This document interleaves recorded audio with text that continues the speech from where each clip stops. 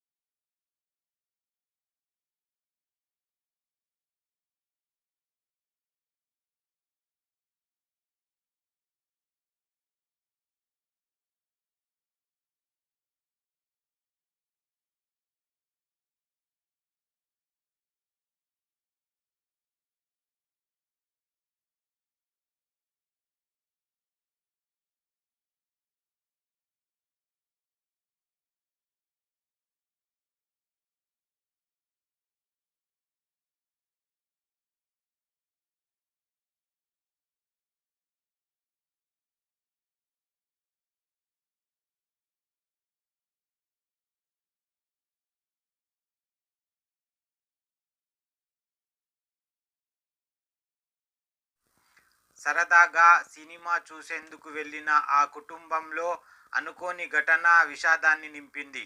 థియేటర్లో జరిగిన తోపులాటలో తల్లి మృతి చెందగా, కుమారుడు గాయాలతో ఆసుపత్రిలో చికిత్స పొందుతున్నాడు.